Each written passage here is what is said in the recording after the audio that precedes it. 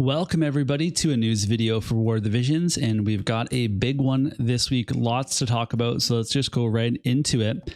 And we're going to start with the fact that there's some maintenance. So the only thing you have to know about here is don't leave your background farming on and nothing will go wrong, because I was one of those people that did it the last time and there were some problems with that. So otherwise, maintenance on Wednesday, don't forget. And we'll have limited guild battle later that week. So it's going to be like a light guild battle week, because Wednesday and Friday there shouldn't be any guild battles, but we'll see about how that all shakes out. Otherwise, we have our next unit coming out, which is Jayden the Celebrated, and he's coming out this week. And the following week on August 23rd, we are going to get Dark Shiva. Now, August 23rd is a very important date because it happens to be my birthday. You can all wish me happy birthday when Dark Shiva comes out. But for this week, we have Jayden the Celebrated, and I kind of covered him in my unit projection video, and I'll just go over my verdict is that offensively, he's got everything that he needs to have as a Pierce attacker. So he looks really good in that regard. He also has a ton of survivability against physical attacks specifically, but he doesn't have courage or re-raise, and he also is a little bit light on AP, and he will just get wrecked by magic attacks. So that's something that's really important to know. But otherwise, he looks really solid. He's a magic-based attacker, and he also has a really good TMR that has a 60% magic boost for himself and his allies. So I think there's also agility on there too. Agility on the actual TMR, but the magic buff is just a huge AoE for everybody. And then we have Dark Shiva. And Dark Shiva is going to be an ice and water type card. The thing here is that we've gotten another global buff for this card. So the limited bestowed effect at the bottom, which is for ice units only, is ice attack up and unit attack resistance up. And JP did not get that buff. So they have the ice water bestowed effect, but they do not have the ice only effect. So for ice players, obviously very good news at a time where it is very tricky to pull for a Dark Esper, given that we're kind of lacking in Viz, and this is a big investment for a lot of people, because a lot of people will have to go for pity. We also have a bunch of units getting Transcendence upgrades. So there's a lot of good units here, Alaya, Glaciella, Regalia, and Skahal. Those are all meta units. And then above them all, the best unit is Raldor. So, I'll probably have to make a video about this and do that later this week. So look forward to that. But yeah, Raldor, he's my pick out of all those units for sure. Now onto the fun part, the login rewards. So we have a login for Jayden here, and it's the same as usual, same amount of Visior. There's nothing special about it, but we do get those select tickets. Hopefully you guys are lucky and you get Jayden on the tickets. You don't have to spend any Visior. Otherwise, we have Road to Worldwide Part 3, and this is where I'm like wondering if they are listening to us or not, because why would they do this? They have the same thing where for Raf there was guaranteed shards. They have that for Jayden again, but they also have the rate being doubled to 0.8%. So it's a high rate for a 100 cost. For people that are pulling for him, it's really good. This is a positive thing. So we're thankful for that. It still doesn't help entirely, because if somebody just isn't lucky, they still have to pity on a unit, and then their Visior is gone. So that's why I was saying last week that this in itself isn't enough. It has to be supplemented, and we'll, remains to see if that happens, if we get a producer's gift on Wednesday, or, if anything else comes in. The fact that the 7,000 Visior was like a full month login makes me less hopeful that more is coming. But again, we don't know, because a lot of things drop on Wednesday. So we can't really make a full judgment on a Monday until we see the Wednesday. But again, this is so weird. They do the part 3 thing, and it's really not much of an announcement, and it really isn't very general to everybody. It's a very specific set who this helps. Maybe if they release Wedding Alaya and it's still part 3 and they give the same stuff, then that kind of makes more sense. But again, remains to be seen. So otherwise, we're going to have the guaranteed shards for him. So if you're going for Jayden, this is really good. I saw, I think someone on Reddit said like, oh, who cares about this unit? It's a good unit. Like, don't get get me wrong, like this is a solid unit for ice players, and definitely, not at the level of Alaya, but that's just how it goes, but not going to be like a bad unit. You're going to get a plenty of use out of him. So otherwise we have the arena medal campaign and the free match campaigns. And then we have this Attack of the Realm Scourge multi-quest, which is going to be really interesting for a specific reason, which we'll get to in a sec here. But first we have this multi-quest where you take him on, you get a title. If you want to attack him effectively, use pierce attacks and make sure you have poison, frostbite resistance, and confusion resistance.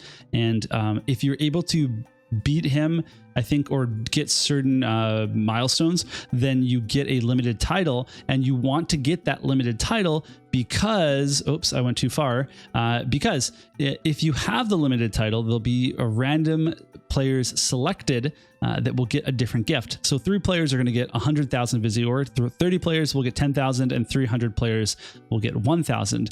Now, I think it'd be really funny if those 3 players that got 100,000 Visior were like me and like Oron J and like Ready Player Will or JB79. That would be pretty suspect there, but I wouldn't be complaining. But you have to have the title in order to get these things. So make sure that you do the multi-quest, and you if you run it multiple times, well, we have a milestone campaign up here. So if the quest gets run 70,000 times, then we'll get a UR guaranteed unit ticket. And then 30,000 is the UR vision card, and 10,000 is the MR guaranteed 10 times ticket. So those are fine rewards for, I guess a little bit of work on our part. But otherwise, we also have the starter quest and then the event quest. And there's actually a story associated with this, and you can go get materials for Jayden.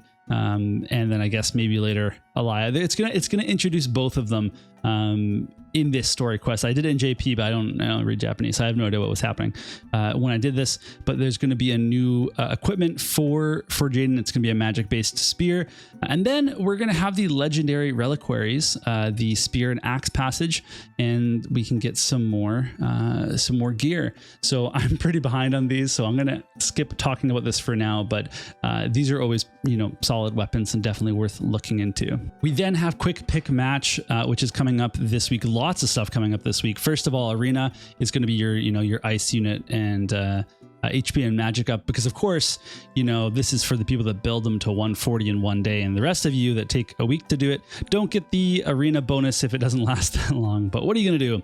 The quick pick is going to be slash attack resistance up, which is pretty good, and then CT up down nullify. So that's actually pretty sweet for a lot of reasons. It kind of nerfs units like Bradley a bit because he just goes so often. So this is pretty cool. I like this rule set. It maybe, depending on the values for that slash resistance, will make more teams viable than you would probably expect. So I'm excited to try this out. Of course, penetration is still a thing, but what are you going to do? So I'm excited for this. That's really good. But we also have limited guild battle. And so this one is going to be I just read through this twice, and I don't see any cost limit anywhere. I don't know if I'm missing it. You can comment down below if I am, but this is going to be pierce attack up and then ice unit magic up. So both things work for Jayden. Obviously ice units in general will get a boost here, but then any pierce unit will get a boost as well.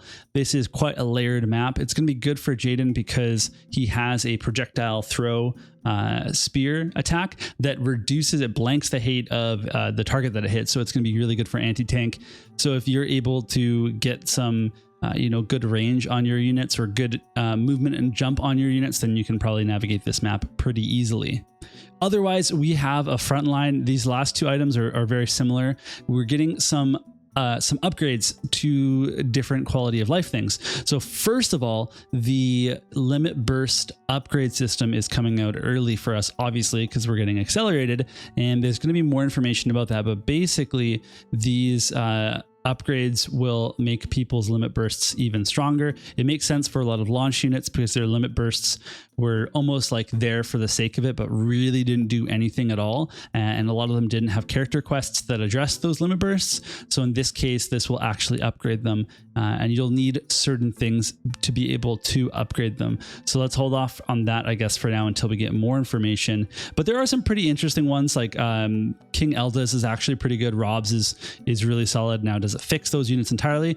King Elza, you know, he might actually be in a pretty good spot, but Rob, I don't know about that. Otherwise, there's the guild feature that allows you to select multiple barracks provisions at once, which is so huge. Like, we've been asking for this forever, so this is a really big deal. We also have a thing that will allow you to unlock every single trust stone pedestal, which is just where you put the trust stones. You can unlock all of them at the exact same time, and you can enhance them all so that they can use the UR trust stones all at once as well. Though that was just a really tedious amount of clicking that we had to do before this, so obviously a very welcome boost there. We're also finally going to get the AoE resistance and single target resistance, or unit attack resistance and area attack resistance, added into the stat screen so you can see how much of that stat the unit has. This is a huge quality of life thing that people have been asking forever, and I think it will be really important to actually compare when you go into a battle how little some of these earlier units have of area attack resistance, because it does make a really big difference if you don't have any. It also helps you figure out, for some people, kind of how your different cards with all the bestowed and party effects and sub effects are all mixing together to get to an actual total value if you're trying to push your area resistance, for example. And then there's going to be a new feature that allows you to adjust the cost of your slots for your vision cards, so you can kind of min-max what your cost is to fit a unit into a team if there's a cost restriction, because if you have a card in a sub slot, it actually lowers the cost of the card. So I'm assuming this kind of makes it a little bit easier for people to be able to, figure out their teams. I don't know. I need to look at this a little bit more closely, but all of these things are totally welcome for us, and I'm very, very pleased. There's also some future updates they're talking about for Arena, like a limited Arena special rules. I'm super into that. I think that's a great idea. It's crazy how long it took to do something like that, but I very much appreciate that. Accuracy and evasion are going to be added to displayed stats. That's got to be done for sure. And then they're going to increase the number of party formations that are coming out. So tons of upgrades and quality of life things that are arriving. That's all good news. There is a little bit of relief for people that are pulling for Jayden the Celebrated. That's good news. For everybody else, still waiting on news of kind of how things will go every single week, but we just don't know that information. So my opinion hasn't really changed. I'm in wait and see mode. I want to see how everything rolls out, and then otherwise I'm just kind of taking it easy and not stressing over it anymore, because it's my real life is not worth stressing over this at this time. Now if we get to the end of this tunnel and things haven't been adequately addressed, then I will at that time express my displeasure. But right now, I'm just gonna wait and see, and hope to be surprised, but I'm not super optimistic. Otherwise, thanks everybody for watching this news video. I'll see you all soon. I'm gonna do a should you pull video for Jayden, and I'll do a Transcendence video as well, so look forward to those. And otherwise, I'll see you all soon in another video.